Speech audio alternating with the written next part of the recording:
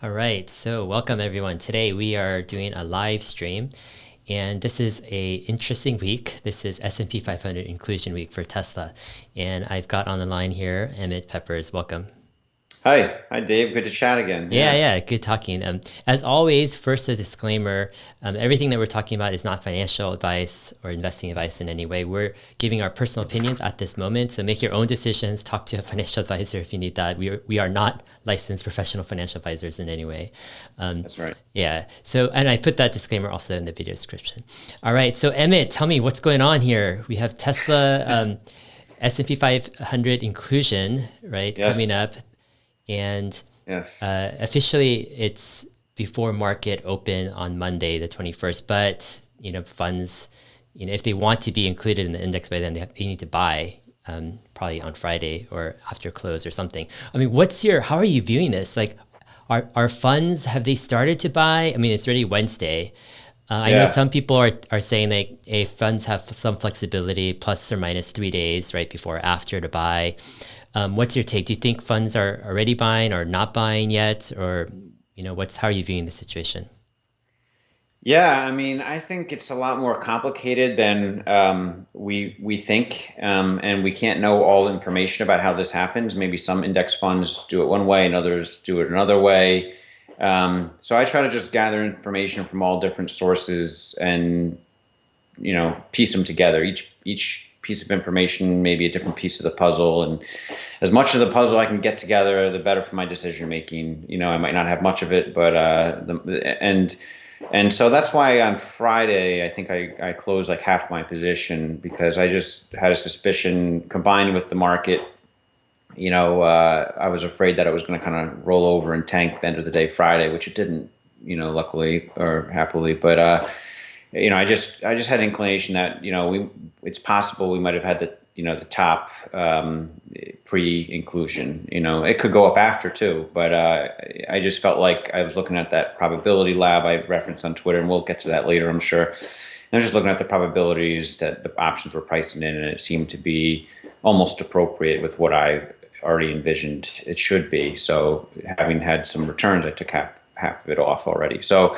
But I think there's a possibility that some of these bigger index funds, maybe they have, arrangements with upstairs brokers or, arbitrage funds or some type of market maker. It's possible they say, okay, we want to make sure you guys can supply us with, the 20 million shares we need at the closing price on Friday. I know we'll pay crazy commission for it, but we just want to make sure we're tracking index at the closing price on Friday. Do what you need to do. And then the index tracking, and then the arbitrage fund or whatever sees it as a big potential opportunity to make money. And so they start buying it up early. That could have started weeks ago. Who knows? It could have started this week or last week, or maybe some funds were even doing this in anticipation of such an event. So it's really hard to tell is what I'm trying to say is we all have these theories and it's impossible to predict for sure what's happening. Like, is there going to be 120 million shares bought in the next 2 days, net buying from the index funds, or has it already been happening? Right. Yeah. So that's sort of my thoughts. I mean, what do you think, Dave? Yeah, I think what's fascinating about all this is the market is so complex. Yes. It isn't completely transparent, and we don't know all the players and all the moves going on, even though you have reported volume and trades, etc. But there could be a lot of things happening, and I would imagine like that's the power of a market, where when there's profit opportunity for profit, people are going to take advantage of that. So I would imagine there are these arbitrage folks who are knocking on the door of every major S&P 500 index and maybe even benchmark funds, giving them opportunities, to Yes. somehow secure some allotment of funds in a way where they could do so and minimize some risk. The question is like what kind of offers are these? How large, of a uptake or demand, they're experiencing for this? Are people fully realizing how much shares they need to buy and kind of the lack of supply, or are they discounting that, And so there's so many variables at play. And so that's what makes it exciting for me, the next few days. It's not so much I care about the stock price in terms of, oh my gosh, like, do I need to cash out or not, or Yeah. how to trade this? It's a interesting phenomenon of the market, and how they approach this scenario and how it resolves itself or not in different ways. So yeah, definitely agree. Yeah, yeah. This definitely being so historic in that it's such a huge weighting of the S&P inclusion, it definitely is like testing the boundaries of the market's capability to handle something like this in some kind of efficient way, you know. Yeah. One way to look at it is like, oh, there's going to be this infinity squeeze and it's go up to 1,000 plus, and there's still a small chance in my mind that could happen, Yeah. but another way is like, well, this week is going to be uneventful and it's going to be between 600 and 650 the whole week, and that's like, wow, I guess the market is really equipped to handle things like this. Yeah. Yeah. I think what's interesting about your past trade. Okay, so first off, we need to clarify for people who are just joining us and who haven't watched our previous chats. Your S&P 500 trade is really just a small portion of your portfolio. I think it was beginning 5 to 10%, and then most of your portfolio is in Tesla stock and leaps, so or share equivalent. So this is actually a relatively smaller position. Were you, I guess, did it grow to a bigger percentage of your position over time? And what was kind of the max that was at your trade? Yeah. I mean, I think I bought it for an average price of like $7 or a little over 7 or something. And then the contract, that was the January 15th 700 call option. I bought it in November, like the morning after the S&P inclusion announcement. I bought it. And then it went up to as high as close to like $50, or maybe even a little over $50 a contract at one point, I think last week or something.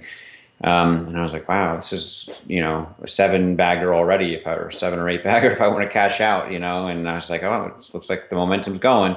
And then on Friday, I just, by Thursday, Friday, I was thinking and looking at this probability lab thing, and I was like, it probably would be prudent to guarantee myself a return at this point, just in case I'm wrong on a lot of things and the market peters out, or the stock kind of reverses course next week, which is, stocks always seem to, short-term things are very unexpected. We can never predict short-term. That's the lesson number one I've always learned, is like, I can try, but I'm wrong a lot of times, right? So at that point, I just saw an opportunity. Well, I'm up like, 600%, 6x. I'm going to sell half of the position, guarantee myself, even if the other half position expires worthless, at least I guaranteed a 3x return on the trade overall, right? So it's like tails I win, heads I win, right? And so I wanted to just do that. And so I closed half the position around $41 a contract, something at the average price around 41 or 42 on Friday. Yeah. Yeah. It seems like in the beginning,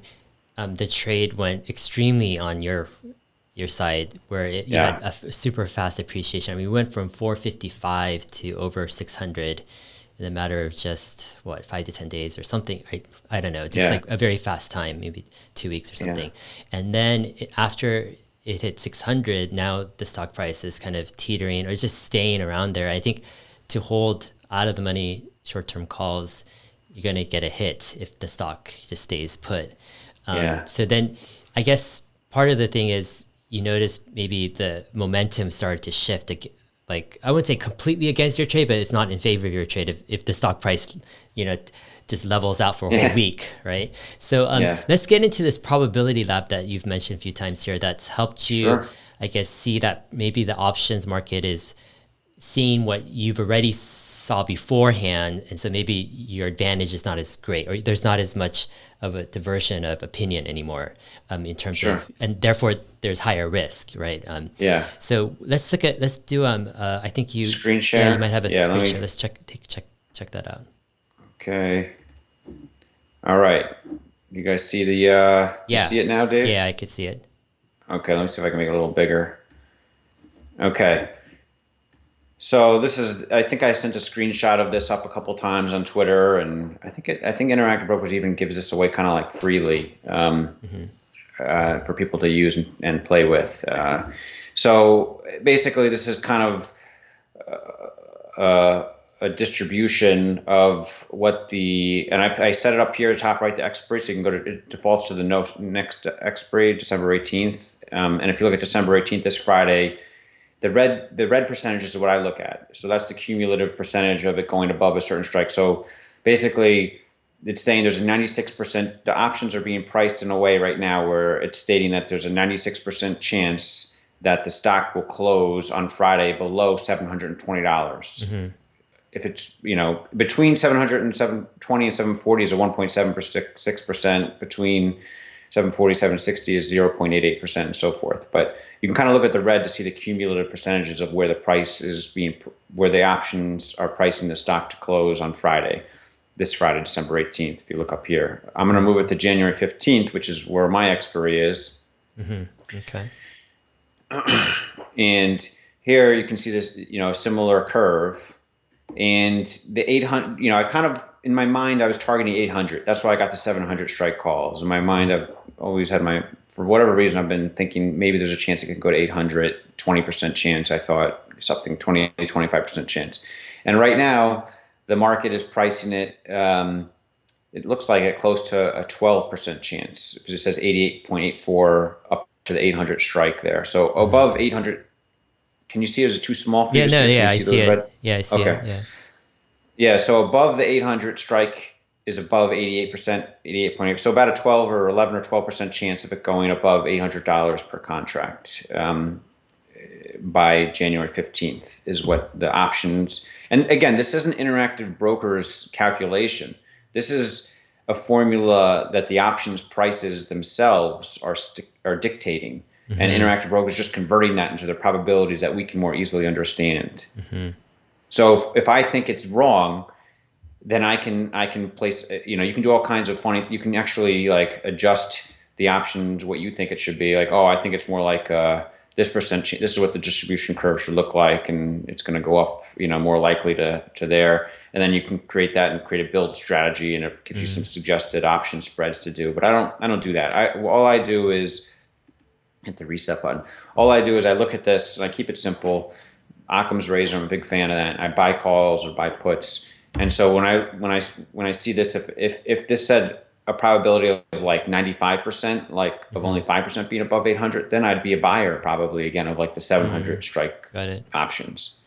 But right now, above 10%, it's not as big as attractive to me. And when I looked at it on Friday, I think I posted a screenshot. It was showing like a 15 or 20% pricing chance of it being above 800. And so I was like, well, the options are pricing in almost what I think what the probability is, right? Mm-hmm. And so this is a fair price to sell, I thought, and so I sold half my position at that point. And again, from the beginning, I always thought going this high was an improbable event, right? Less than 50% chance, but I just thought that the chance of it happening was much higher than the options were pricing it to be, if that makes sense. Got it. Okay. Let's, we'll end the screen share there. Okay. Yeah, that was actually super helpful. So I'm guessing the main point is if you see options market pricing in something that is, let's say it's like a 1% chance that it'll go to 800, but you think it's a 20% chance it's going to 800, then you're like you're looking, there's some opportunity there. But if the options market is already pricing in 15 or 20% that it'll go to 800 by a certain date, and you think the same thing, then what's your advantage basically, right? And so, so it's not as appealing of a trade.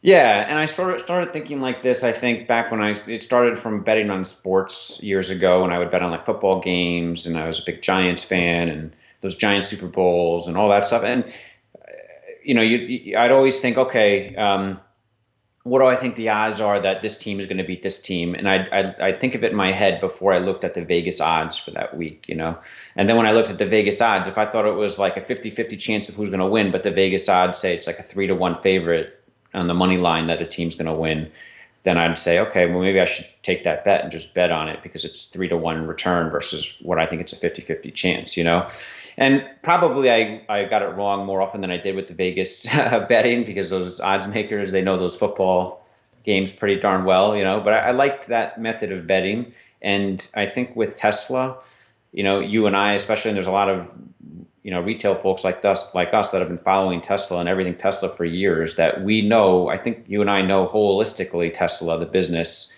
from a holistic standpoint, better than virtually any Wall Street analyst or any investment bankers or any even hedge fund portfolio managers, that are trained to follow a number of stocks, not just one. We've studied Tesla so closely. I think we have a little bit of an edge on figuring out, maybe odds of things in terms of share price valuation over time. Yeah.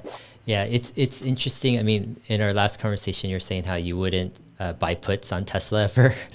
And I was kind of thinking about that. I'm like, yeah, it also goes on the reverse side where you're saying, A, you believe in the long-term future of this company and its execution and what they have. And so that gives you a little bit of an edge in the odds. Yes. Because, versus a company where you don't know their future very well, right? Yeah. So just that little bit of edge can give you, some advantage. And especially you combine that, not just a long-term picture, but with a short-term view of different things that are happening, or also people's general attitudes, and how they view things, psychology, markets, et cetera. And then you might be able to come up with some type of edge that you can capitalize on.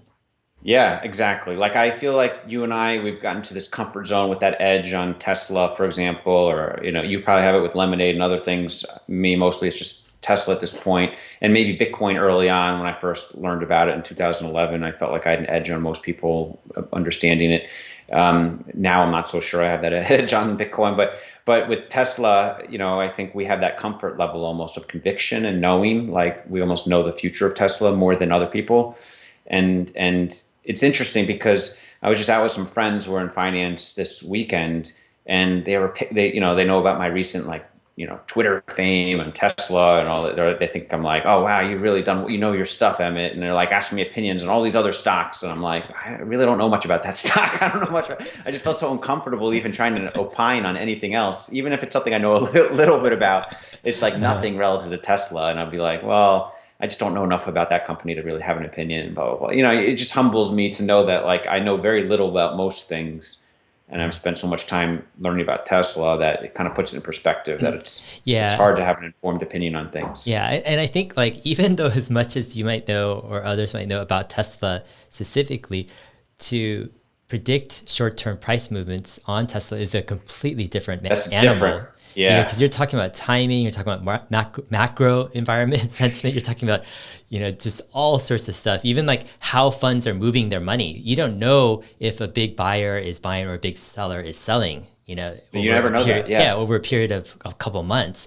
So you can be completely wrong. And so I guess one of my questions for you is, let's say you hypothetically can guess, Tesla's short-term price movements in some ways, let's say the big moves are, a few times a year, maybe at a 60%, or 65%, let's say, rate of success. I noticed, though, watching people use options over the years, and with Tesla and other companies, I've seen a lot of people lose a lot of their portfolio because of that 35 to 40%. Those times where you miss it, or who knows, maybe the stock is put into a lull for a couple years and you really miss it, maybe that turns against you. That's 35, 40%. Maybe it's but in that case, how do you approach managing risk in a way where I noticed in your latest $2.7 million S&P 500 trade, I noticed you focus on just 5 to 10%, right, of your portfolio you wanted to risk. Yeah. Mm-hmm. And I found it a little bit interesting because I feel like most people wouldn't risk only 5 to 10% if you have super high conviction, but also do something very high risk, like out of the money 700 strike calls. It seems like the more common approach would be to do more of your portfolio, let's say 25% or something, but to reduce the risk of that specific trade. Let's say instead of 700 strike calls, you do 550 strike calls or something, right? Mm-hmm. So you have a better shot at that trade coming, panning out. But in your case, you're not doing that. You're doing a smaller percentage that you're okay with completely losing 100%. Yeah. And then you're doing kind of a higher risk move. And in some ways, the more I think about it, because I've been thinking about that for a while, ever since you mentioned and we had that interview, and I'm thinking in a way that's it's kind of smart in a way, because if the trade goes against you, you're just losing 5 to 10%. But if the trade goes against you and you're putting 25 to 30% of your portfolio, you think really it's less risk, but there's still risk, and there's still big risk with options. And if it turns against you, you lose that entire amount. So even though you took higher risk with the out of the money, higher strike calls, because you risk less of your portfolio, you're taking some, in a way, you could be taking less risk than if you did a less risky, lower strike and higher percentage of your portfolio. But can you unpack some of that? Like what's your thinking process? Is that something that you've learned over the years because you've lost, a significant amount? And like, is this just, what's your strategy in thinking? Yeah, no, like you said, from 2014 to 2019, I had been, buying leaps in Tesla, like thinking it's going to break out this year it's going to break out, and buying another, and I'd been, you buy them like 2 years out. So you have like 2 years to figure it out. And in a year and a half, when there's 6 months left, you realize, no, this probably isn't going to work out. And I have to roll it into another 2 year out leap option and at a loss and or maybe break even if I catch it at the right time, which I did a few times in that span, which is good.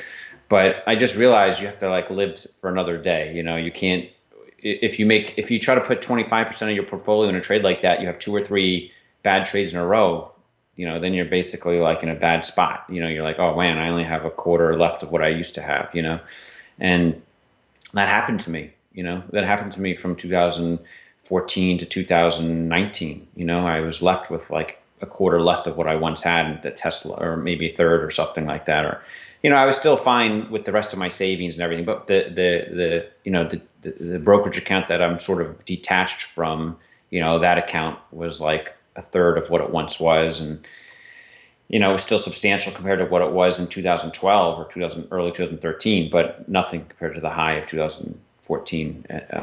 So I learned my lesson that, okay, if I'm going to trade like that, whether it's on short term or leaps, something that's like very time constrained versus just owning the shares long term, then I need to just do smaller slices of my portfolio size, not half the portfolio. I got to put like, 5 or 10% in and look for that 10x or 20x return. And then the 1 in 5 times I do it, I'm successful, then it'll still pay off pretty well. But I don't have to like be as stressed out going to sleep at night, thinking that my whole portfolio is going to be down significantly when this trade goes against me, or if the next global market crash happens. Could be, like you said, like some other event, like Janet Yellen says something bearish and everyone's like, oh my gosh, interest rates are going back up, sell equities, and then the whole market starts capitulating, So it could be a number of things that just makes your trade go against you when you're doing short-term trading, especially. So you just have to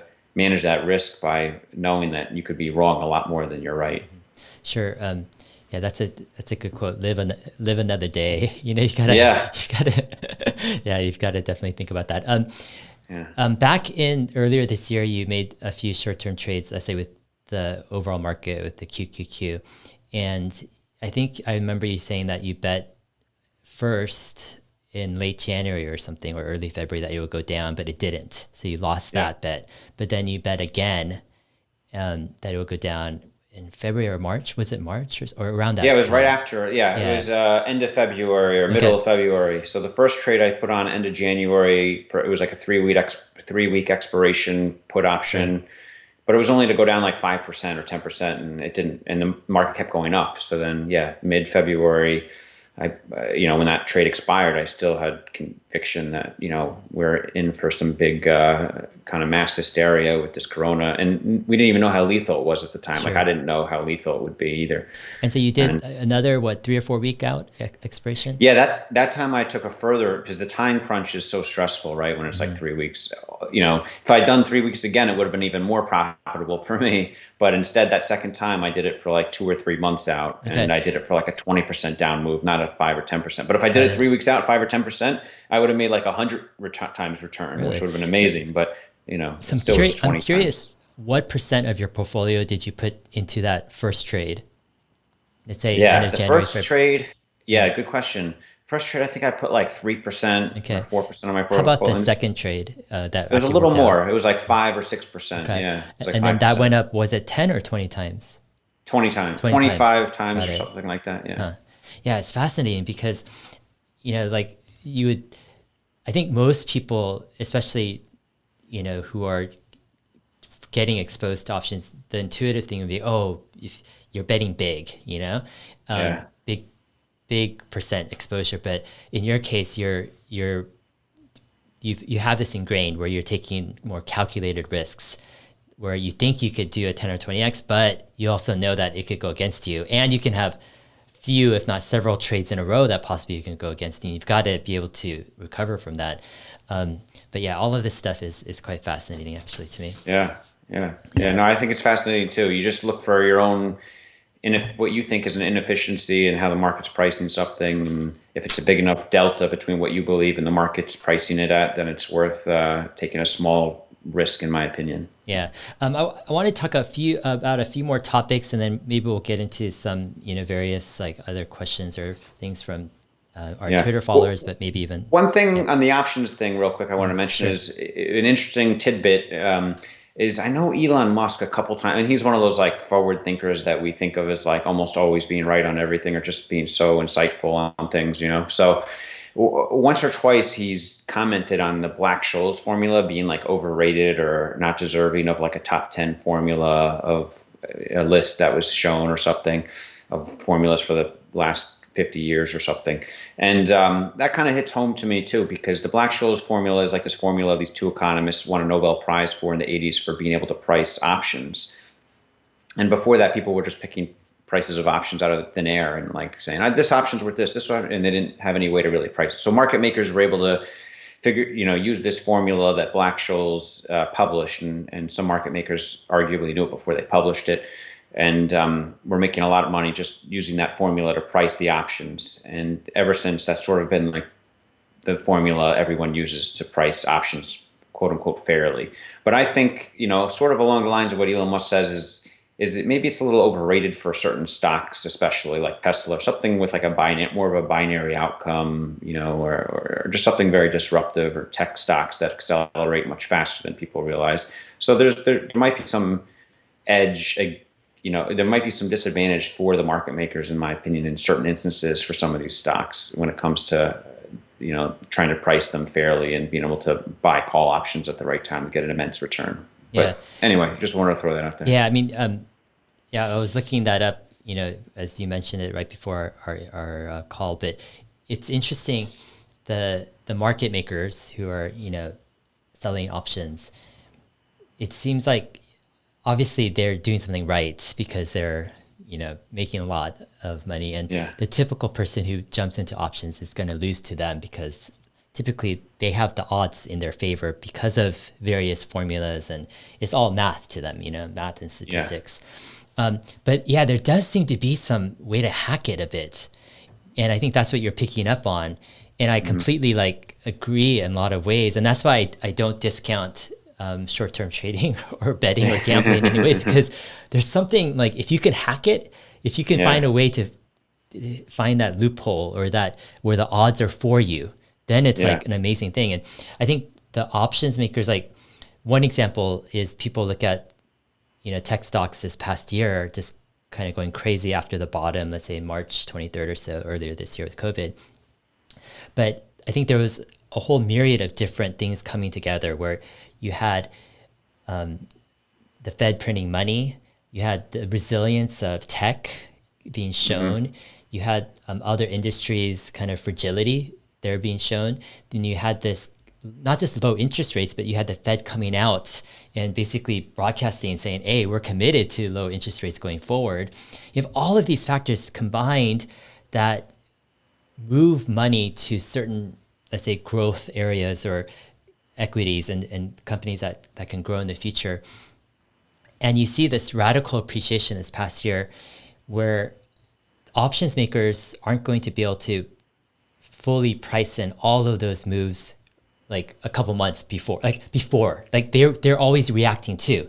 So whatever situations are changing, they're reacting to, they're changing, everything in the odds. And so going back to, let's say, a disruptive company, a company that maybe that's misunderstood or that has a binary outcome, if you do have some type of edge in understanding that, it seems like that isn't priced in. That's right. That much That's into what I the, think. I mean, I could exactly, be yeah. wrong. I'm not a mathematician, and I used to know the Black-Scholes formula somewhat, but I don't know it anymore. But I don't. There's people that live and breathe that Yeah. formula, market makers, but I just think there's something missing. Yeah, Yeah, there's I something think a that lot of doesn't. it is, this whole efficient market hypothesis where, no one has, the claim is no one has an information advantage. It's all priced into the market, into the price of the equities in the market. I think in most cases that's actually, it rings true because most companies, like, the information is transparent. There isn't a lot of fast, I don't know, Yeah, just changing things. stable. It's Yeah, slowly it's just changing, growing at a exactly. predictable But I rate. think at the Yeah, very edge cases, like the yeah, 0.1% or even lower, like yeah. information really matters. And there is a huge discrepancy of who has that information and knowledge. And that's where I think to play in the edges of kind of where the option makers are not like good at, Hmm. like that Hmm. makes a lot of sense. And that's where, if when I look at your case and what you've been doing this past year to bet on these potential super moves, these are outside of the realm of a lot of the specialty of these option makers. Yeah, The option maker's specialty is in the first and second standard deviation of yeah, probabilities, yeah, But when yeah, you're yeah. talking about outside of even the second standard deviation of probabilities and these super move events, now we're talking about if you have some advantage, some insight, some knowledge, and I think you could have an advantage. And it's quite fascinating. If you can pair that, combine that with risk management, managing Hmm. risk and understanding odds and reward, then yeah, I think you're definitely onto something, man. Yeah, we'll see if it continues. I mean, it's worked this year, but there's no guarantee it'll keep working. Yeah, Yeah, I think, yeah, definitely this year has been a crazy year, yeah, to say yeah, the yeah. least. I want to ask your opinion on Bitcoin. I Yes. know there's been a bunch of people who wanting me to ask you about Bitcoin because I've been talking about Bitcoin, and Yeah, Bitcoin this yeah, morning has hit all-time highs, right? It's broken the yeah. $20,000 barrier.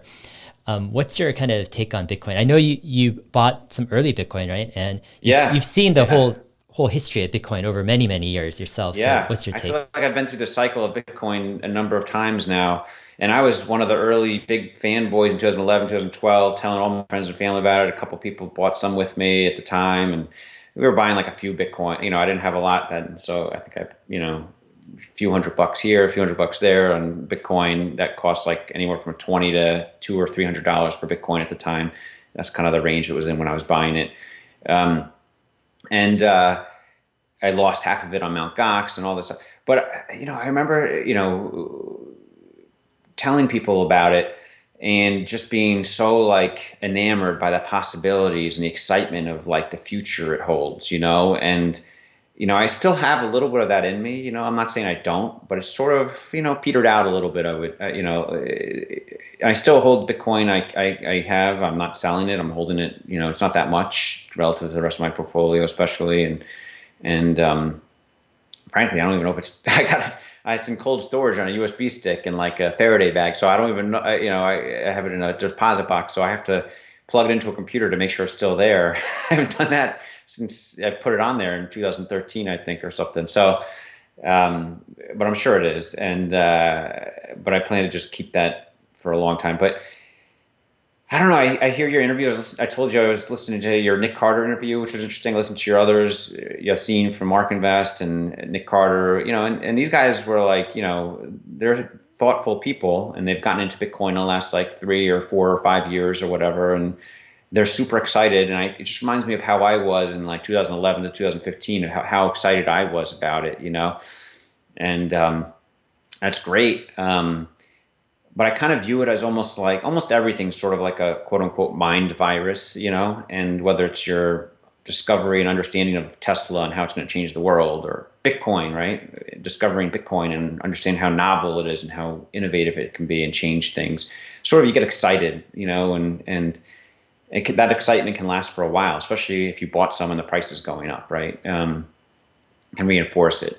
But you, on the other hand, I think you have a very interesting take because you have not, quote unquote, succumbed to that mind virus. You didn't, correct me if I'm wrong, but I don't think you've bought any yet, right? And once you buy some, I think you're automatically like taking the shot of the Bitcoin virus, and like you're automatically going to root for it, whether you know it or not, because you own a little bit of it and you officially believe in it, more so than not.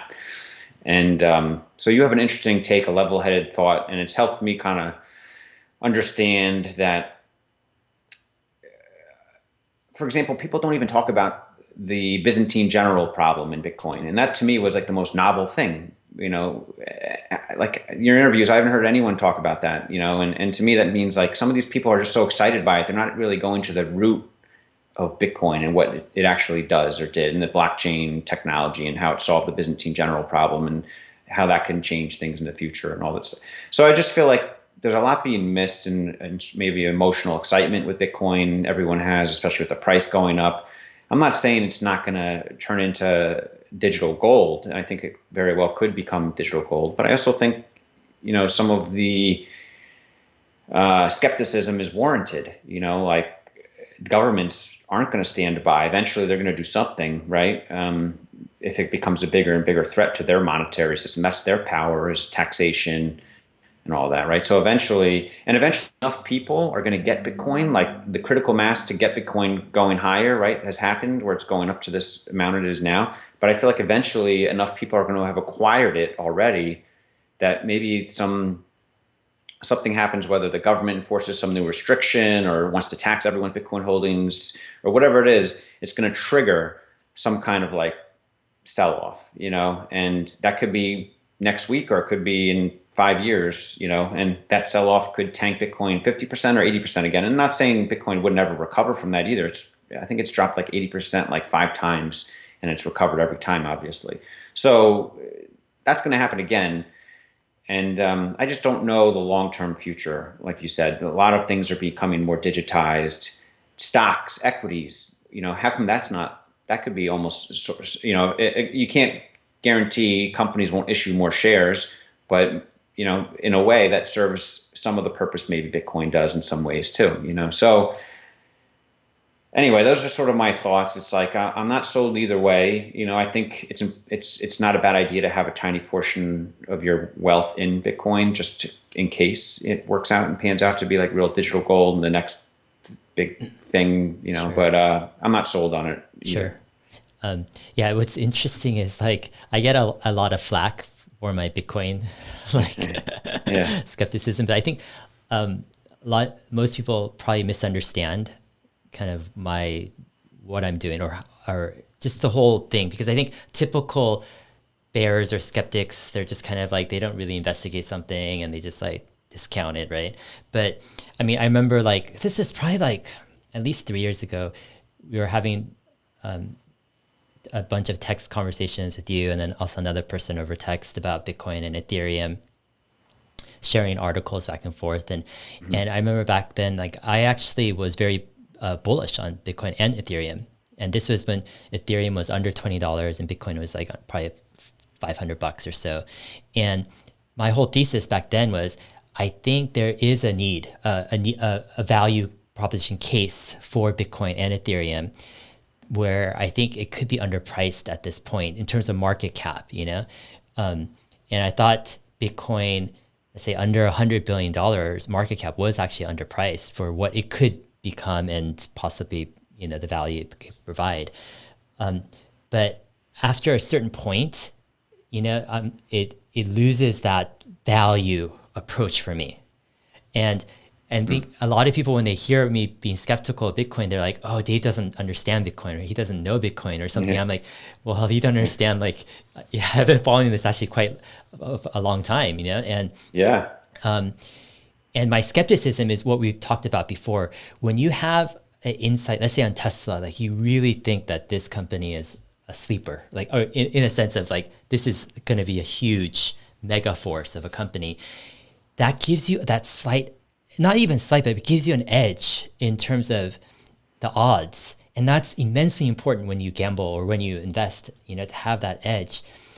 With Bitcoin, what I'm looking for with Bitcoin or Ethereum or any other crypto is I'm trying to find that edge. Like, is this long term going to be like huge, much bigger than people realize? I'm looking for that discrepancy of belief where most people think it's going to be like this, but it's actually going to be huge.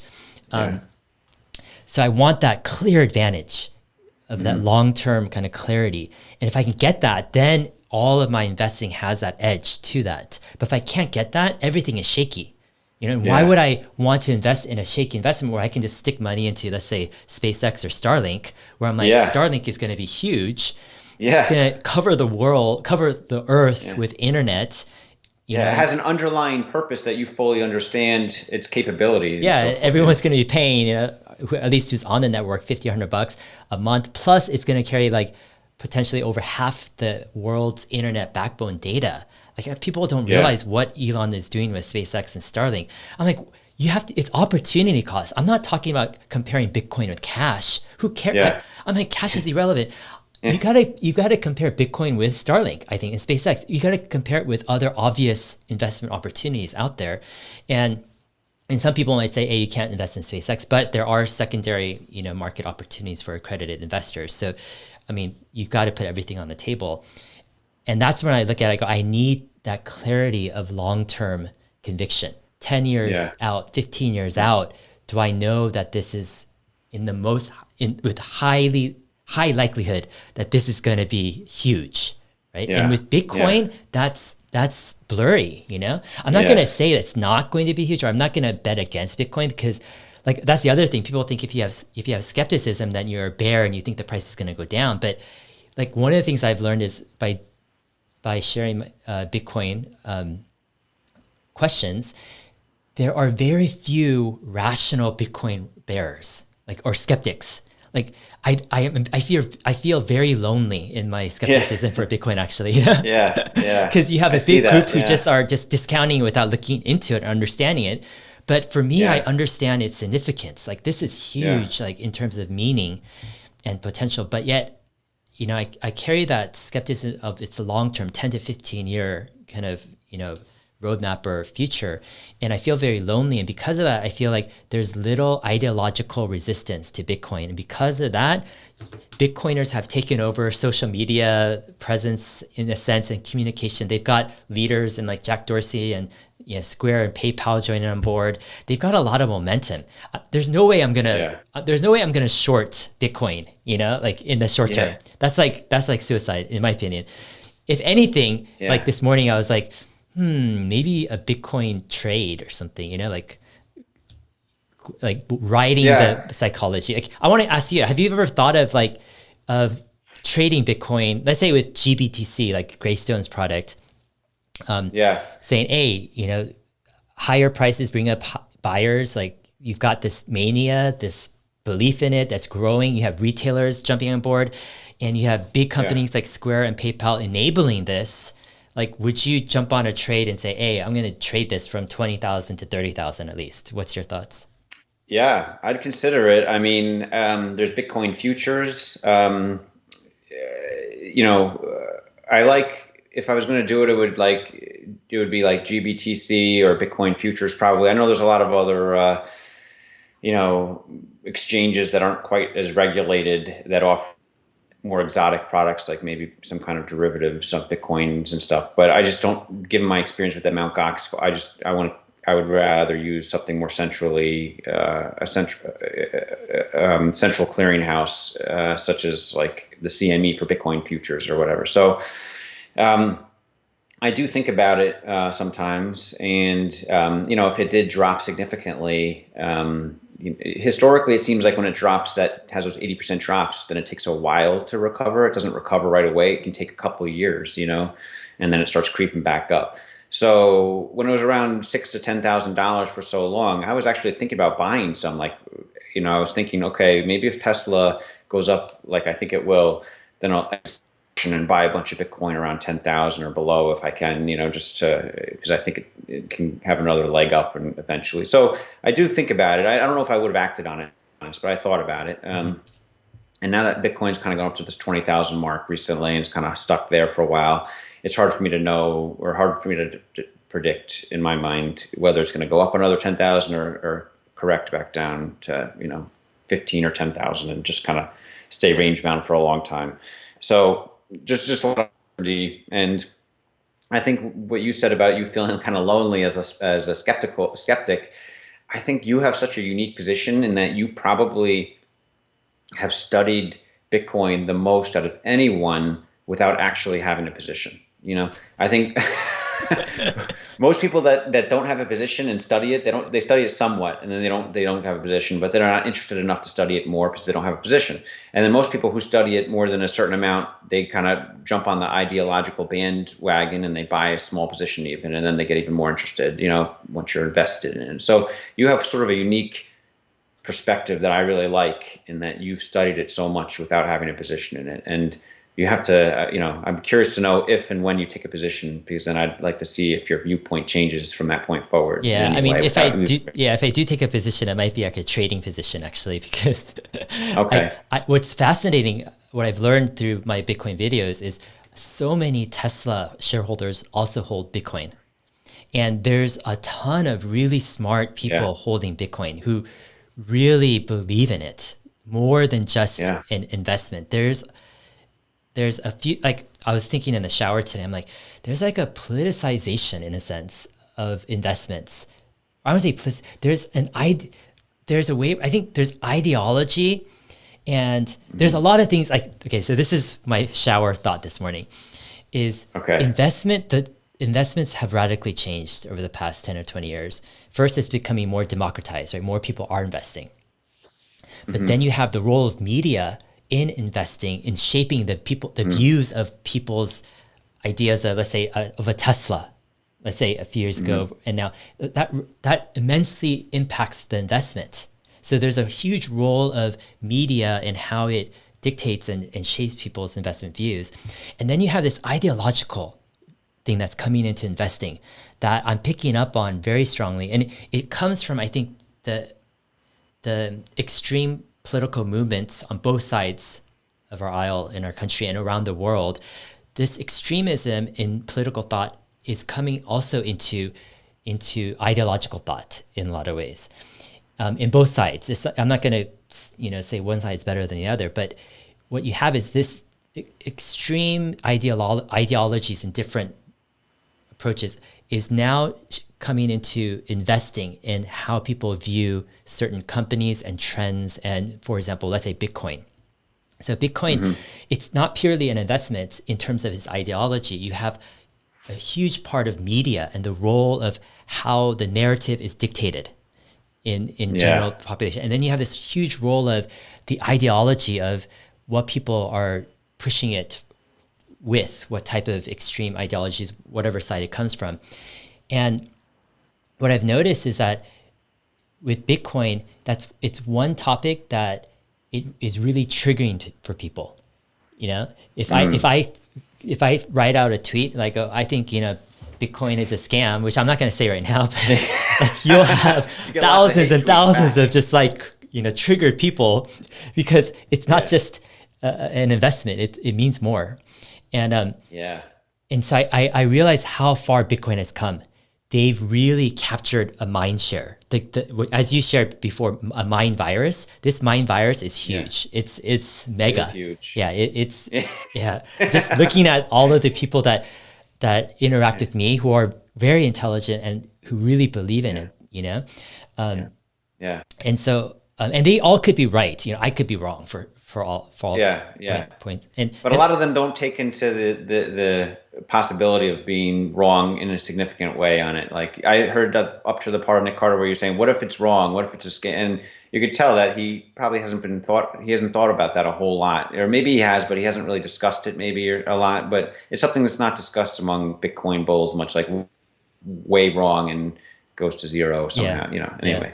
And then, there's some comments like, people are saying fiat is a conspiracy or fiat is a scam, right? So there's this is what I'm talking about, the extreme ideological coming into investment views, is you think the government is a scam, basically, paper money is a scam, et cetera. This is going to shape now your views on your investments with Bitcoin. But for me, I'm like, hey, let's look past all of that stuff. Like the key is 10 to 15 years out, how solid of a future, do do you see like on a first principle, on a really core essential level? Yeah. And let's compare that to some of the best investments out there. Some people were commenting in the live section right now saying a Starlink has its own assumptions. And yeah, that's true. Every investment, everything in the future has assumptions. That's true. And that's part of the key is you need to dissect your assumptions and look for probabilities, right? Yeah. Like you have to look at the probabilities of, Bitcoin going to 100 or 200. Actually, it's already at 20,000. So let's say we say at 20x. So Bitcoin at 200,000 in 2030 versus Starlink or SpaceX at 500 billion, right? Yeah. It's like a 10x, right? Yeah. So what's the probabilities of Bitcoin doing a 10x in 10 years versus SpaceX doing a 10x in 10 years, right? That's how I look at Bitcoin personally.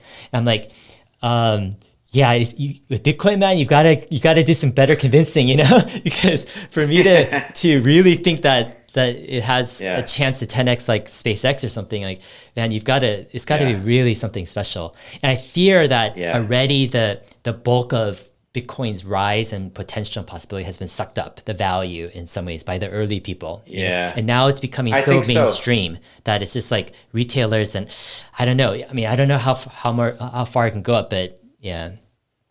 It's more mainstream now than it ever was, and it's still not mainstream, obviously, but it's more so than it ever has been before, right? It's more publicized. There's more media articles about it. It's shown on a ticker screen of like CNBC and Bloomberg often, for example, even, And also you have this, you almost have like, because of all the venture capital that's poured into the cryptocurrency space, you almost have like this whole like industry of rent seekers already created within the Bitcoin or cryptocurrency community, right? And so you have to be careful of that. Rent seekers are like the old, establishment trying to keep their lives and their purposes going, even if something new or something shows that it's not as valid as it used to be, So there's a lot of that already built into Bitcoin so quick, much faster than I've seen in any industry before, because so many venture firms, poured tons of money into it, mining rigs, all these extra ecosystem of services and different types of altcoin, but some of it, it's really good. It's really like shaking the box to see what comes from this though also. So it's like shaking the box quicker to figure out, okay, what's this Bitcoin? What is it? Let me shake it and hear it and figure it out what it is. And it'll open the box and we'll figure out what it is faster than otherwise, just because of all the money that's poured into it too. Yeah. We'll see, how it turns out. Yeah. I'm looking at some of the comments and it seems like, this is bothering some people, our discussion. I'm sure. I mean, again, it's not just an investment, it carries a lot of things and I'm very sympathetic. I mean, I'm sure you are to Bitcoin's ethos and to its values. Like, yes. I get it, and I think it does a lot of good. There's a lot of good for people in like Venezuela or like Iran or, or some country that's being overrun by a government. You can store your value there and take it across borders, or you can just even think of your Bitcoin wallet code, memorize it and bring it with you. So there's lots of good cases for it. I'm not saying there isn't. But whether or not it keeps going up in value or, ultimately, if you want it to be a store of value, you just peg it at 20,000 per Bitcoin forever and keep it there, right? If you're on that ideological train, right? you wouldn't be freaked out about it not going up ever again, but also you'd have to accept it won't go down, right? So that would be a nice purpose if it got pegged like that. But the fact that it's, assuming that it's going to keep going up and up and up, that's you have to be careful of that. Yeah, definitely. Lots of, I mean, like short term, that's the thing I've learned also, like with real estate, is one of the real estate kind of timing experts I've been following, and he's actually agreed to come on an interview in January. But his name is Bruce Norris, and he's been timing the real estate cycles, ups and downs in California for the past like 20 or 30 years. But he's been like spot on. He's like one of the best, and wow. Thousands of people like look to him for real estate timing. Does he do actual physical real estate or real estate investment trusts or everything? No, he does physical. He runs his own stuff, properties, and he flips houses. But also, he has his own company that that does loans, etc. But his thing is he divides up the real estate cycle into four quadrants. He calls it. So it's quadrant 1, 2, 3, and 4. Each quadrant of the real estate cycle, you approach real estate completely differently. And so it's like quadrant 1 is the beginning of the cycle. And then you go to quadrant 2, 3, 4. Quadrant 4 is the hype, kind of the last hype stage of the real estate cycle, where it kind of gets out of control. But in each quadrant, it's completely different strategies that you use as a real estate investor. But one of his insights, and I've been following it for about 15 years actually, but one of his insights is in quadrant 4, you see the highest appreciation gains in the last quadrant. And it can go higher than you expect it can go. So some people are like, oh, once it's in quadrant 4, you just exit, you just leave it because it's in quadrant 4. Yeah. But that's when maybe you can actually make the most out of that last quadrant. So you actually need a different strategy in some ways.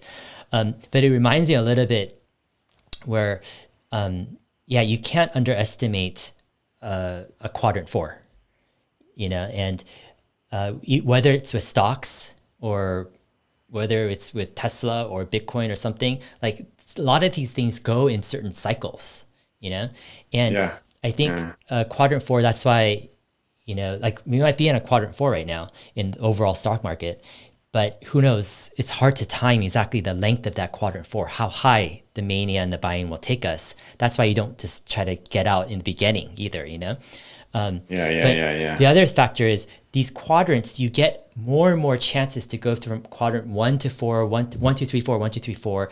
The more timeless and like, the more, I guess, the better the investment is. You have more chances to continue the cycle and to live many lives. Like for example, if Tesla is a fantastic investment, then you can go through many of these 1, 2, 3, 4 cycles. Hype cycles and down and bear cycles, because overall it's trending up and it's, we think it's going to be ultimately successful. But if you're investing in a company that's like, you don't even know it's going to be around for 5 or 10 years, it's like, has so execution, etc. And you're investing in this 1, 2, 3, 4 cycle, you're in cycle 4, then like you might not have many cycles to go through for that company before the company is just like, goes bankrupt or loses faith, and just continue. So that's the thing. It's like the advantage of finding a fantastic investment, not like what 99% of other investments are, but finding that 0.1%, top of the top, gives you that advantage where you can go through the hype cycles many, many times, live many, many lives, and still come out on top. And I think that's that's underrated, that advantage, and that's what I'm just not seeing with Bitcoin is I'm willing to go through that hype cycle, 1, 2, 3, 4. And I see this 4 cycle, and Bitcoin probably has a couple more hype cycles left, I think. I'm not bearish in Bitcoin price at all in some ways because of that cycle, but ultimately 10 or 15 years down the road, do I see Bitcoin at like, I don't know, like $1 million or something? It's like, I don't know, even 200,000 or 300,000. Like, it's the question. It's a good question. We'll see. It'll be an ideological war between, I think, Bitcoin and gold one day. We'll see. Sounds good. Let's go ahead and let's talk about some of the questions that people have asked on Twitter. And actually, I'll go ahead and look at some questions on YouTube as well. So if you're on the live stream, thanks for joining us. Sorry, sometimes our talks, we just talk about whatever. So I wanted to mention lemonade. I had a thought about lemonade real quick, because I know a lot of people asked about that. And I listened to the rest of the interview with the CEO guy. He seems very brilliant, smart guy, looks at the world in a good way, I think, the founder. And the fact that I think his co-founder worked with Fiverr or set up Fiverr, that really speaks volumes to me too. And I am starting to become more and more of a fan. The one skepticism I see is it's just hard to get excited about insurance. I can get excited about cars, like cool cars, a cool product I can experience and touch, but like, pet insurance and renter's insurance, it's like so hard to feel excited about that and like curious about it, but that's probably the reason why it's a good investment, because not many people are excited about it in general as a product or service. It's not like a spaceship or, it's not like something, that we're talking about normally. It's like insurance, and just a better way to do insurance. But because of that, it's making me think harder about it. Like, I should probably get some position in Lemonade at some point soon if it dips, especially, or even just open up a small position at these prices and then wait for it to dip. Because I do think that they have a long and bright future. The fact that they're building everything, the backbone themselves from the ground up, I think speaks volumes of disruption to me. I've seen that in the brokerage space. I've seen that in cars now with Tesla. And I don't see why that can't happen with insurance, it seems like. So it was just interesting. That's just kind of my first opinion on it after watching your stuff and reading a few more things about it.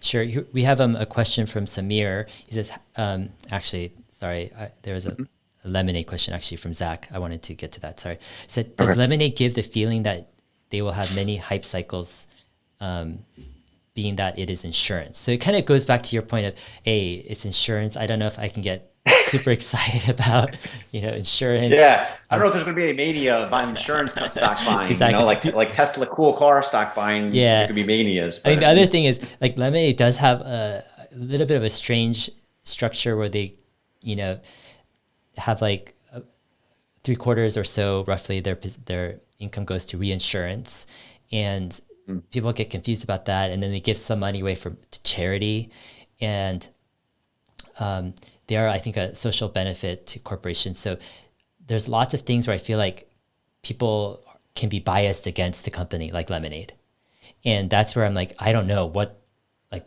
if and when people might get excited about this as an investment, because ultimately big money needs to come and start buying this up and change their attitude.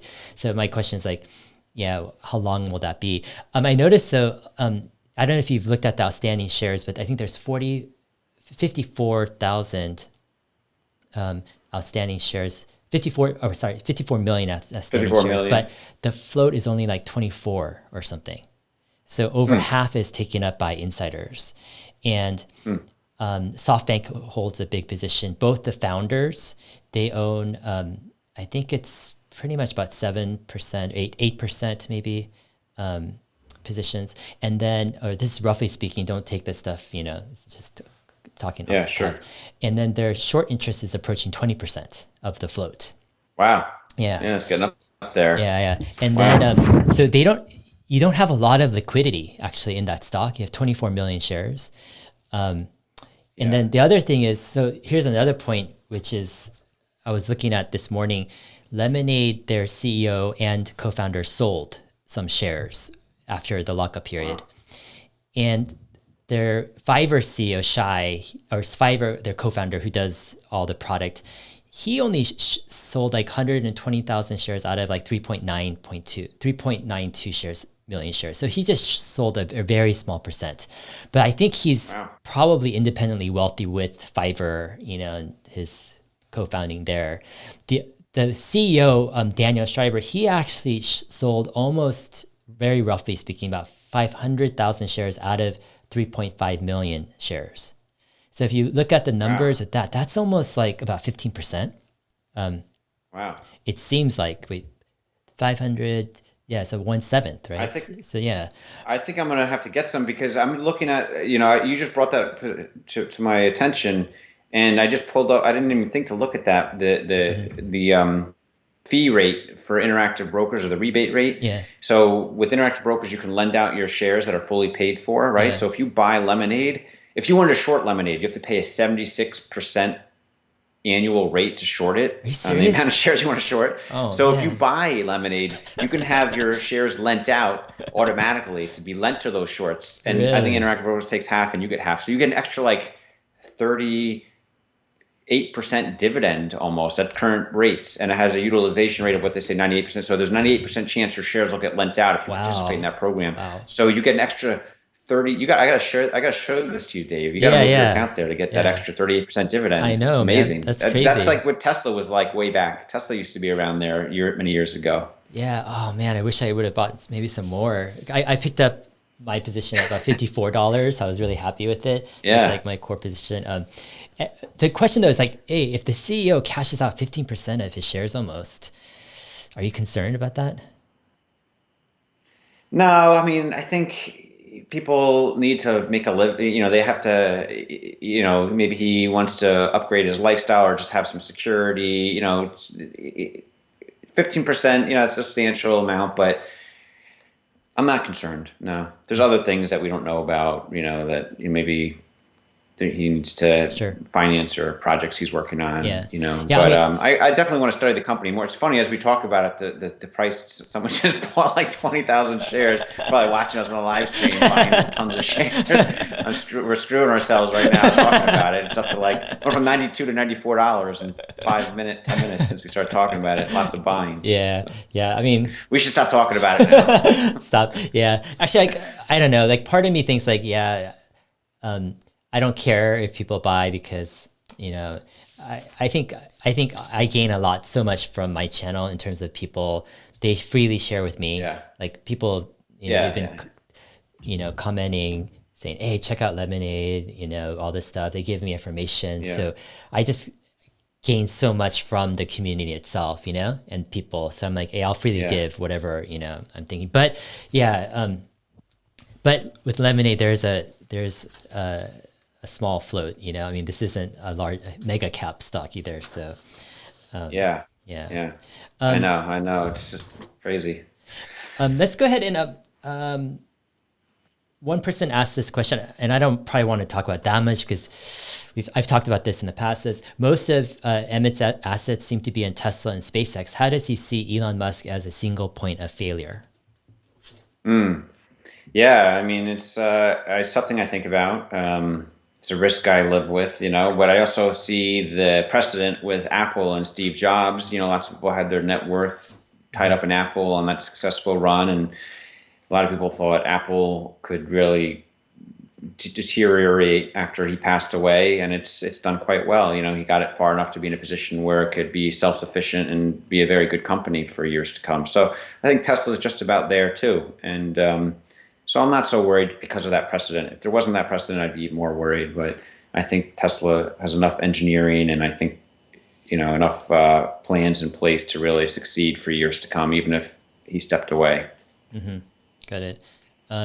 Here's a comment. So, man, people have been speculating in this live chat, how many shares I have of Tesla. And I don't share because of personal. Yeah. My wife just isn't comfortable. Sure. I mean, I want to ask some of these guys out there, if they're willing to put up, on their Twitter and everything, just with all your friends and family to come and shares. Maybe you are, and maybe I will share in the future, but I don't know. But someone says, I might come across shallow, but Dave should show how much money he has or made. Otherwise, he seems like just another guy spouting his opinion. So, I mean, I'll take that risk, fine. Actually, I kind of like it where I feel like if people discount or just say Dave, he doesn't know what he's talking about, he doesn't have much, then I actually think that I'd rather, in a sense, I don't mind that because I feel like, there's a lot of value trying to look beneath things, not just say, hey, look at that guy. Because there's so many people spouting, oh, look how much money I've made, millions of dollars, therefore you should listen to me. On YouTube, you'll say, millionaire says this, millionaire says how to become millionaire. I'm like, why would I even, want to listen to you just because you claim to be a millionaire, telling people how to become a millionaire and then making more millions off of your courses and whatever you're selling to make more millions. It's just mind-boggling to me. It's I'd rather have people just, hey, take the content, take the thinking for what they are. And if you don't see value in it, then move on, fine. Yeah, that's fine. I don't know if I need to prove anything No, I know for a fact that you have, your channel has helped many people become Teslaonaires. I've had many people contact me since I started doing this saying, I've been watching Dave's videos and your videos are great and it turned me on to Tesla and I've made X amount because of watching Dave's. So I know you've minted a lot of Teslaonaires especially. So you've done a lot of good with your channel already. And so, What's funny is you're one of the few people I've actually told how many shares I have. And I don't know if you even remember. I don't remember. I think I vaguely remember, but it's probably like a dream I had or something. But maybe it happened once. It was actually at the Gigafactory opening event. This is That's like, right. It was on the bus ride there or something, right? When we were that, talking about lending the shares, I was like, you should bring your shares and yeah, lend them yeah, yeah. out or You were trying something. to get me to lend shares through Interactive Brokers, which I don't have an account. I still don't have an account there, but, Yeah. Yeah. um, and then you're like, oh, how many shares? I'm like, oh, I don't really tell. And then because I felt like I've known you and all that stuff, I shared, Yeah. and, Yeah. um, yeah, you're one of the few people I've actually told, how many shares. I don't even remember, to be honest. So if someone Yeah, tries to grill me on it, I don't even remember. I know you told me once, but I don't remember. I know it was a good amount, but I don't remember, to be honest, yeah, the yeah, specifics. yeah. Well, you did tell me, I think. You did Yeah. that time. Yeah. Let's move on. Some other people have asked Emmett, what might be your next big move, or what do you think might be a next Tesla option opportunity for you, and how do you plan for it? Yeah, I mean, the option opportunities with Tesla, lots of people are asking me about the Tesla leaps. What about this leap? What about that leap? I mean, we're at like 600 billion market cap or something, when it was at 50 billion, I could easily see it going to 200 billion or three. I was telling people for years, like, oh, this is going to be a $300 billion market cap company. You'll see, wait, and I was positioning my leaps for that and stuff. And now that it's 600 billion, I don't know if I'd buy more leaps that are out of the money, especially just because I don't, I think it's possible, like all the benchmark funds and the net media narrative could change around it where people are just buying it up and it's like an Amazon type valuation where it just goes through the roof and becomes like a $1 trillion market cap, this year or 2021. But I'm not sure of that. It could drop to 300 billion or 400 billion market cap again and then have a slow climb from there, so I just don't like the Tesla options game so much anymore. It's sort of a game. I'm a long-term holder. I like the stock long-term. If anything, I might start selling way deep out of the money call options, just to pick up some pennies in front of a steamroller type of thing, a steamroller that can't move that fast as I think it used to be able to move, now that it's already a 500 or 600 billion I market. mean, that's interesting with covered calls. Have you sold much covered calls in the past with No, Tesla? I haven't. I Yeah. haven't. I've not on Tesla, and I did on a Facebook position I had a while back, Hmm. and I lost. I ended up selling some of my Facebook shares earlier than I hoped for, but that's fine. But I think Tesla is so big that I'd be okay almost diversifying a little bit more anyway if it Yeah. did. Like I wouldn't sell covered calls on my entire position, that's for Hmm. sure. Get that straight. I would sell covered calls maybe on like a quarter of the position that I hold long term so far in such and and then if it got called up to like $1,000 a share in 2 months, like if I pick that strike price 2 months out, let's say, Hmm. then I'd be okay diversifying at that price, like a limit order almost at $1,000, but you're collecting a little extra premium for selling the covered call. Yeah, it's interesting because, like, yeah, I've known you for a long time, and from the early years, you've been very bullish on Tesla, and for me to hear from you that you are seriously entertaining in the future to sell covered calls. I mean, it does tell me something. I mean, Yeah. yeah, yeah, this Yeah. is this I mean, is it's not going to be a 10xer again. The stock sure. is not going to be a 10xer again in the next Yeah, 2 years. yeah, Like at any time in the past, in 1 or 2 years, it could go up 10 times as we've seen, but I don't think that's going to happen again. yeah, Maybe in 10 years, but not 2 years. yeah. I mean, for people who might be betting big in terms of like they have a large percentage of their portfolio in these way out of the money leaps and stuff. I mean, I don't know. It's. I mean, when I look at your situation or just your thinking, and like I also think that yeah, there's. I mean, it's tough to tell because with Tesla, I'm not gonna short Tesla, obviously. No way. Yeah. This is the future, and I was just telling like my wife a couple of days ago. I'm like, you know, one of my hesitancies in cashing out a lot of Tesla is because there are other opportunities always, with investing. But one of my hesitancies, and I'm not going to say I'm not going to cash out anything, but my hesitancies is that even though it's skyrocketed in the past year or two, we still haven't, I think, seen the magnitude of the shift in attitude that will come with robotaxi. I think robotaxi will be perhaps one of the greatest developments, innovations, Yeah. discoveries of It's going to this change of things this so decade. much.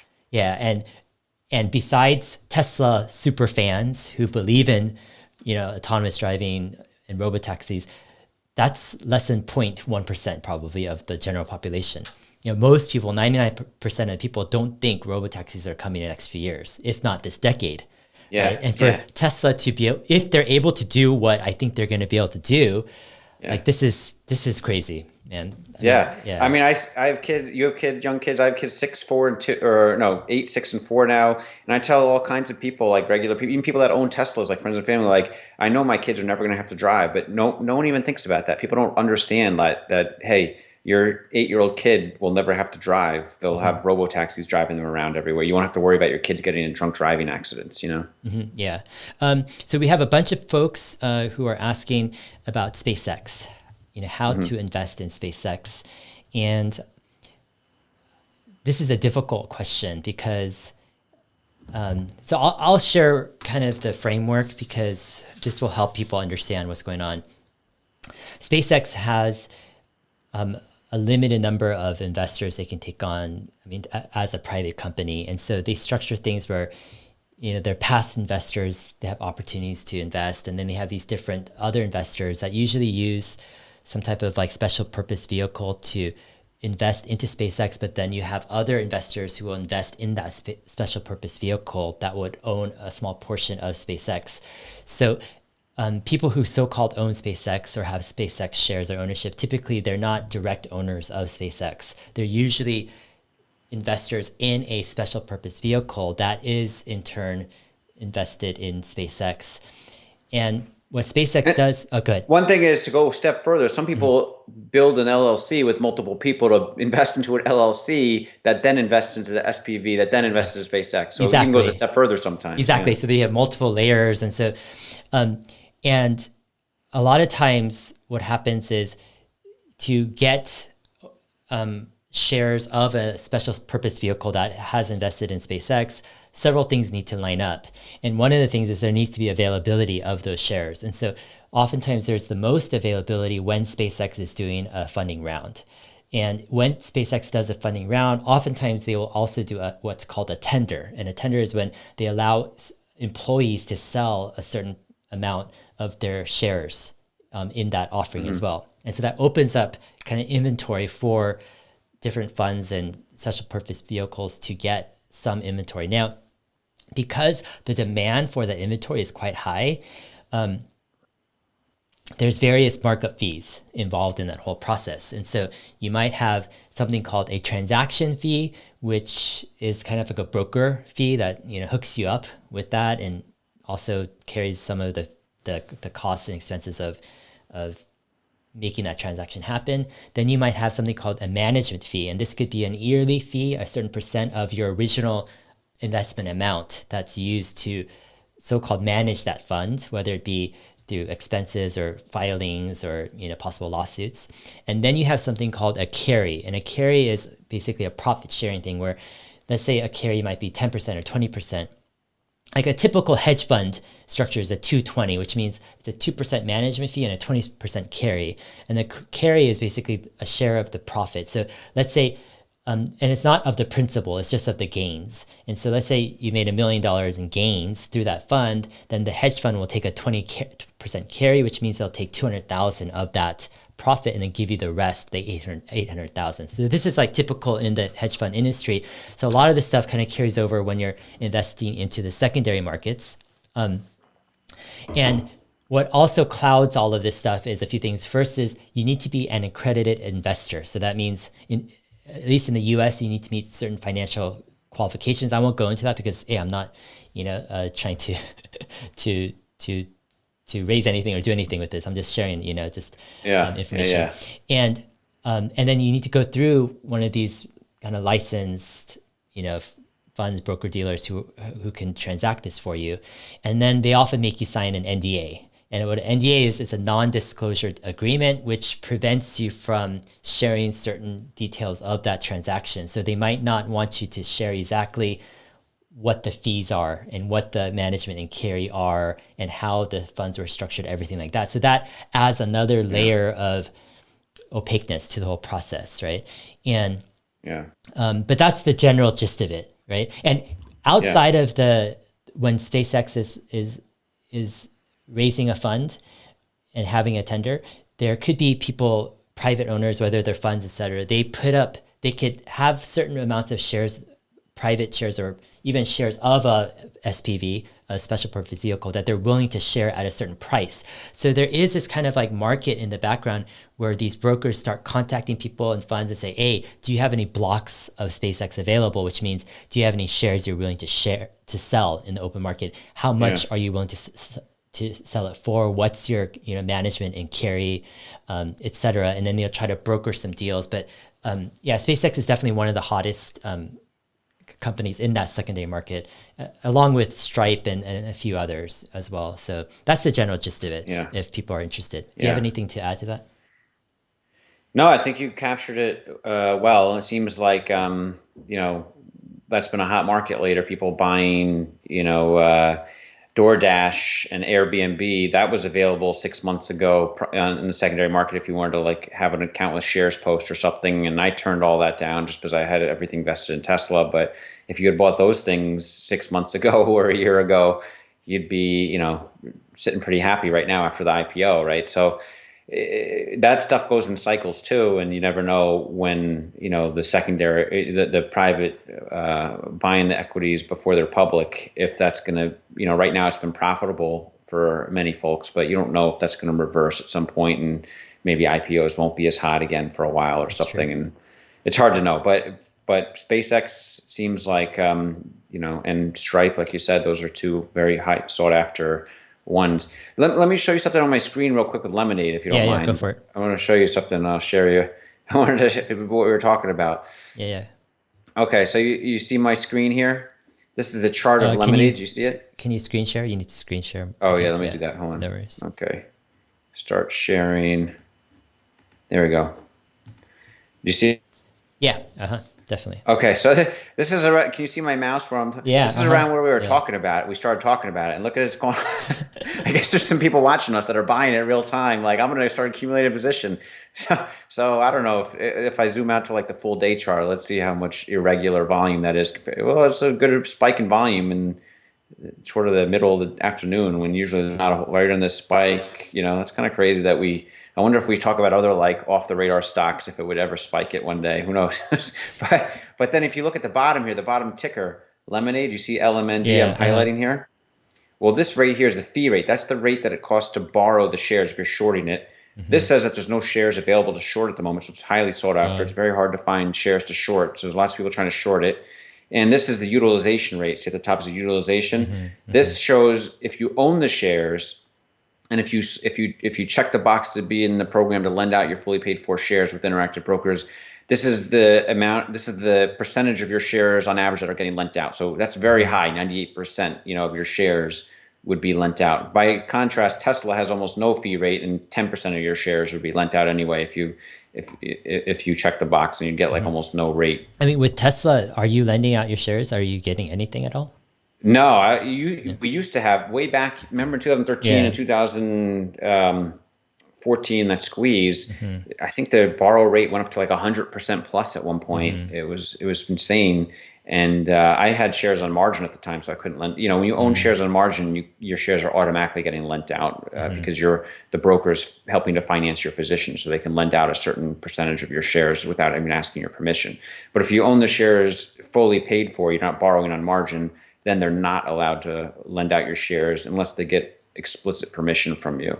So some brokers have these like stock loan or stock lending programs they can have you sign off on to give them permission to lend out your shares, and they like Interactive Brokers splits that revenue with you. So if you lent it out for Lemonade, you get half of that 76% approximately. It would be just on a daily basis accumulated in your account based on your notional value of Lemonade. Sure. Someone's asking, any risk to lending out shares?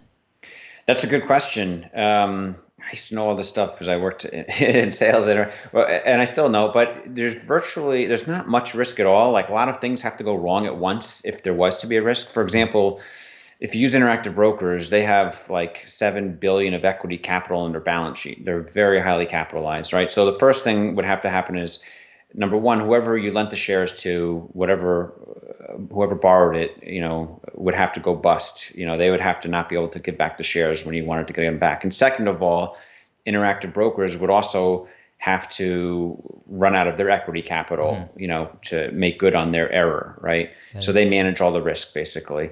And if Interactive Brokers also lost their $7 billion of equity capital overnight or whatever in some crazy black swan event, then the price would also have to go, I think, up dramatically for you to lose out on that extra profit to buy them back in the open market yourself. Or Interactive Brokers would give you the cash back because they keep the cash on reserve on the side of what they lent out, and they don't touch that, even that's not part of their equity capital. So you'd get that cash back, but then the shares would have to go up significantly if using that cash wasn't enough to buy the stock back that you had. Yeah. But it's like very, very unlikely. If you use some broker that's not really well capitalized, maybe there's more risk. I see. Yeah. Let's maybe stop the screen share. That was okay. All right. Cool. Sorry. Yeah. Let me. I know the quality of the video isn't as good when I do that. Yeah. All right. Did it stop? Yeah. Cool. Okay. Srijan says, Uber seems undervalued to me. What do you guys think? And then he says, Uber is a mobility network. Tesla can be booked on it. What are your thoughts on Uber? Uber, oh man, that's one of those stories where that guy Travis Scott, right? He got run out of Uber. He was instrumental, right? He built Uber basically. Like he was the guy. Scott, And he hasn't been part of that company for a while. And I feel like they're just kind of surviving, just trying to be operationally efficient since he left. And they could have maybe been much more if he was still there and kept, wasn't as crazy as he was apparently. He seemed to be instrumental in their early success, in my opinion. And I think you and I both talked about before, founder-led companies are so important. And so once the instrumental founder leaves, then it's like a deer in headlights. What are they going to, who's taking over? What's happening, right? And so to me, that's a big risk. And I think Uber's just kind of positioned itself to stay profitable. And they just sold off their self-driving unit, for example, right? Didn't they? Yeah. And so I don't see what the future of Uber is. I think, what is it, close to 100 billion market cap now? That's pretty high. For a long time before it even went public, I was like, man, I wish it was public. I could short it because it had like 100 billion market cap in the private. That's an example of one of those IPOs you could have bought pre-IPO, and then it didn't do so well after IPO, right? You'd be hurt, So, I just don't see it being a long-term player once the robotaxi comes out. I just think, it's a few years away from being extinct. And what do you think, Dave? Yeah, I mean, it kind of goes back to our previous conversation where I want to have this super confidence, clear ability to see 10 to 15 years down the road that this can be massive, I mean, sure, nothing is 100%, but I want, like, in my mind to be very convinced of that future 10 to 15 years for this company. And when I look at Uber, my first thought is like, bridge technology. And I use that word because a lot of times, people aren't seeing the bigger disruption that's coming at hand. They just look at what's in front of them, like disrupting like the CD player by making it better, not disrupting, improving the CD player, right? Yeah. When the iPod comes and it destroys that. And then improving the MP3 player when the iPhone comes, or improving the smartphone. It's just, people are so focused just on improving what's in front of them. And the whole notion of improving human driving and human driving networks, that's a huge lucrative market that Uber has tapped into and has massive revenue. And actually, I mean, it's a fascinating business. The problem is when you get into a bridge technology business like human driving networks, you need to quickly use your cash flows and your profits. You need to invest to disrupt yourself. Yeah. That's the key, but that's so hard to innovate faster and faster, and they're not innovating really. Yeah, you've got to go big and all in on the true disruption. So what I'm saying is that you can actually invest in a bridge company. That's fine to invest in a bridge company. It's just that bridge company has got to be able to disrupt itself with the true disruption that's coming, right? Yeah. And with Uber, they might have had a chance with their former founder Travis Kalanick. He was Travis Kalanick. I said Travis Scott. Travis Kalanick. Sorry. Yeah, but he was aggressive. He was, the famous story is he was sitting at a dinner with Elon Musk. This is like maybe 3 or 4 years ago, and Elon was talking about how the Model 3 is going to be fully autonomous, etc. And the story goes, unconfirmed, you guys can look it up in some Google Yeah, search. I remember But that. the story goes is Travis says to Elon, says, I'll put in an order right now, for For a million 500,000, of yeah, them. or whatever, just a crazy amount. Because he's like, he knows, he understands, oh my gosh, that's the future, and you've got to go big. And that's the problem with Uber in a sense, is you're in a dying market. Tesla is going to eat your lunch. Robotaxi is coming, and Yeah. you've got to disrupt yourself. But if not, Tesla Yeah. is going to do it for you on your behalf. So yeah, tough one. Absolutely. Yeah. Here's another question. Dave and Emmett, what % of your portfolios do you guys have invested in index funds that track the total stock market, such as the VTSAX? I mean, I used to have my 401k significantly index funds. I think I at one point moved it to like all China and India 50-50, like these Chinese China India mutual fund, just as kind of a hedge for my personal wealth if the US market didn't perform as well. But I think the index funds are not a bad place to park your money if you don't know what to invest in. I think it's better than keeping your money under your mattress, and it's definitely also, I think, better than giving it to mutual funds. That's what I tell my friends and family is like, hey, just put it in SPY or something that tracks the S&P 500 or NASDAQ if you're not sure. I mean, don't give it to advisors to put it in mutual funds, because advisors are charging you a fee, and then the mutual fund products themselves are charging you a fee. So you're getting like double. And some of those mutual funds are just funds of funds investing in other mutual funds that are charging another fee. So it's kind of crazy. I mean, all of that is better than keeping cash under your mattress, I think, but you definitely want to have some amount of cash. But in terms of investing, you need to be in the market one way or another for the long-term capital. I don't know. What do you think, Dave? What about you? Yeah, I mean, for me, I've chosen to have my version of a hack with investing, where I've just kind of reapproached investing, kind of using first principles myself, and I've created kind of my own basket of safe, more income producing real estate, where it covers our living expenses, etc. And then another basket of what I want to see this double. My whole concept of investing is, hey, let's divide this up. Let's divide up the need for your retirement and for your living expenses as a separate basket. And by doing that, it's like, it's more complex when you have more goals. For example, if I want to grow my principal, grow my money, but also keep it safe, and have it for retirement, etc., that's extremely complicated if you really think of the essence of what you're trying to do. And because of that, you're going to be more limited in what type of things you can invest in. And that makes you more, I guess, deviate to the mean, and so you're going to be invested in typical investment products, et cetera, such as like an index fund, et cetera. And there's nothing wrong with that in the sense of you've got a very complicated set of goals. You're trying to grow your money but keep it safe. Like that's really difficult to do. When I look at the essence of investing, I kind of look at it as it's giving it away. You're giving away the money. And depending on how that company or the person you've invested in performs, they will return that money, whether it's zero if they failed, or whether it's a multiple of that over time. And so when I look at it like that, I'm like, hey, I'll try to keep safe my certain assets for living expenses and retirement, whatever, with the goal of safety. Like it's not growth per se. And then for another basket of assets, the goal is not safety, it's growth. It's not even growth like people say, like 5%, 10%. I don't care about percentages per se in my head. I care about doubling. Like that's talk about 5 times, 10 times in 10 years. Like all I care about is like, I want to double this in, a short, and for me, a short period of time is like, if I could double something in good 3 to 4 years with what I feel that's great relative confidence, like that's fantastic, and if I can do a 10x in 10 years, that's fantastic too.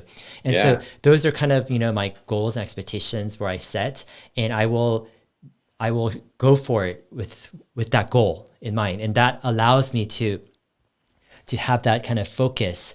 And that's where I feel like, this type of bifurcated or dichotomous investing approach, I don't know if it's really talked about much, because most people, they're just combining the need for safety and growth, and they think that that's investing. And that's where I kind of question that whole definition and essence of investing. And that's where like your story this past year also fascinates me, in the sense that I think if you were focused on a more of a typical investing thing where you had to worry about safety as much as your growth, I don't know if you would be as free to do the moves that, you're doing.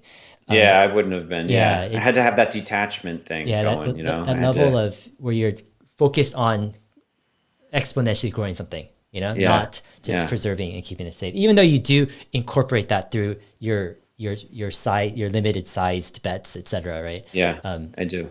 Yeah, definitely fascinating stuff. Yeah. Actually, this is kind of interesting.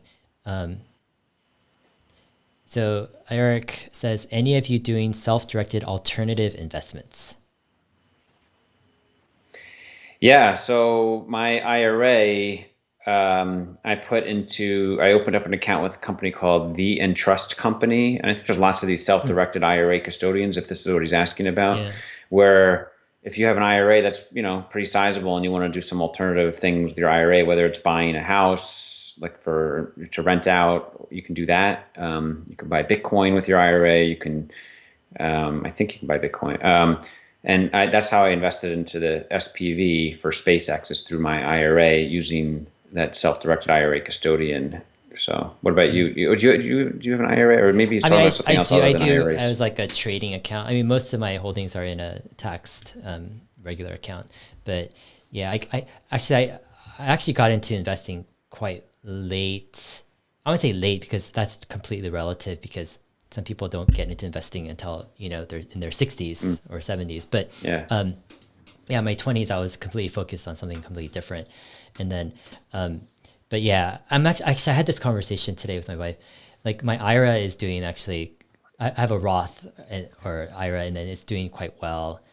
I'm just like doing. I've been able to catch some super moves on this IRA. I mean, nice. It's not a huge amount because it's started with a small amount, etc. But and my wife also, we put in the same amount, but her account, over time, in the beginning she actually did a couple good trades, and then recently she hasn't, and so now there's this huge difference of account balance in my IRA and hers, and it's a very small percentage of our overall holdings. And I appreciate that, because I kind of wonder, do you sense if a couple, husband and wife or something, has big discrepancies in their retirement accounts, does that cause any tension, or is it just something that you just get used to over time?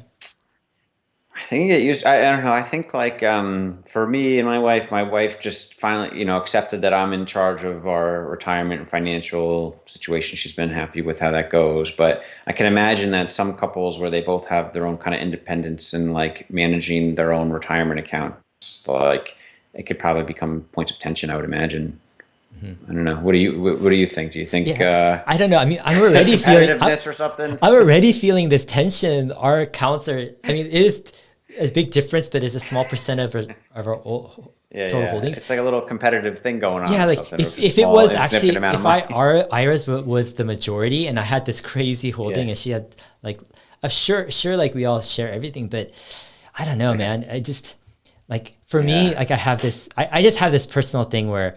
I share everything with my wife, and all my investment thoughts and thinking and decisions. Sometimes I'll do it first and then share, but she's always into it. And so I think because of that, it's I've always approached it as this we're in it together approach. And so that's nice that she's interested. My wife doesn't. She's just I trust you. She doesn't want to hear me talk about Tesla any more than I already do. Yeah, it's funny. She overhears me talking to everyone about it. Yeah, my wife watches every single one of my videos every day, awesome. And then we actually have a discussion.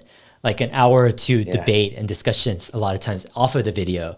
Oh, that's awesome. Talking about different opportunities of stuff and trades. But I think there's something about I don't know. It's just I wish, part of me thinks maybe I should I'm even considering stopping to trade in that IRA, or I don't know. We'll see. But One interesting thing that that makes me think of with the alternative investment in IRAs is one of the benefits of the IRAs. You can be riskier on short-term plays, but you don't have to pay the tax yeah, consequences, yeah, right? definitely. Until It's you cash out of huge. it, right? Yeah. So that's allowed me to be more risky with my IRA and grow it really substantially. One also interesting thing to know is ETFs. You know, whether it's an actively managed ETF like ARC's ETFs or whatever.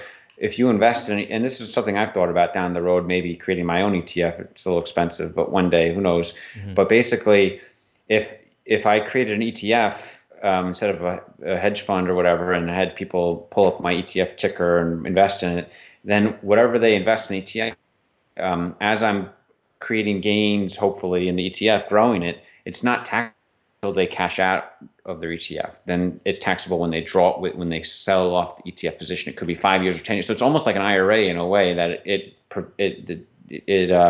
delays the tax consequences until you close out of that ETF. So it's an interesting thing to think about too, like actively managed ETFs, like Yeah. ARC investments or Yeah. something. I think if I think getting a Roth IRA or a traditional IRA is a no-brainer. Like if you have, Yeah, I mean, like people should, I think, look into that. The first, that's number one. that's the first That's thing. the first thing. Yeah, Like, you know, if look up, read up on it, see if you qualify and try to max out your yearly contributions, preferably yeah, to a Roth. If not, then to a yeah, traditional. preferably. Yeah, Yeah. So just think number one, Roth IRA, you know, like Google it, yeah, try to figure out if you can yeah. max it out. And yeah, I mean, that's amazing. Just not paying taxes on your trades, you know, it's like crazy. Yeah, that is great. Yeah. Yeah. All right, Emmett, I want to let you go here. I know it's been, man, we're approaching almost like over an hour and a half, but we got to go for lunch, and we'll go ahead and let me check the Tesla stock price for last time, 624. So it's down. 624. Yeah, it's All down right, coming about up. $10, but still a bit up. Yeah. Do you think? Yeah, yeah. I guess anything. Do you have any like any inclination of? Do you think we'll see a lot of volatility on Thursday and Friday, or is it going to be kind of muted like today's action? I almost think it's going to do what no one expects, and that it's going to be muted. I could be wrong, but I kind of think this week's going to be because so many. It's almost like the market does what no one expects, right? It's like we all kind of expect a ton of volatility in going into the end of this inclusion, and almost because of that, I think, oh, the market's just going to trade very flat the last couple of days and really, you know, show us how wrong we are on short-term trading. You know, it's almost like the market always does that. You know, like it just is always contrarian to what most people think or something like that. It's weird. Yeah. So part of me thinks that. And that, but maybe we do see a run up the next couple of days, but I don't know how significant it would be if we do. But I think that there's a chance that we could see a run up after the inclusion. That's why I picked my options for January too, is because I think there's going to be like the quote unquote window dressing of benchmarked funds that want to have positions included in their, portfolios for the end of year weightings and stuff. And then you might just see more benchmark funds come on board as the deliveries. It could be a nice Q1, you know, for Tesla stock price. Like most people think it's going to drop and come down. It could too, but it could also go up. And you know, so I think it can go either way. I can envision both scenarios. You know, I'm hopeful and think it'll go up, but it could also, you know, go back down to the 400 or 500s or lower even. Yeah, definitely. What do you think? No, I feel actually, it's surprising. I feel like very similar, where we're seeing like what's happened, or just understanding like what we've seen over many years.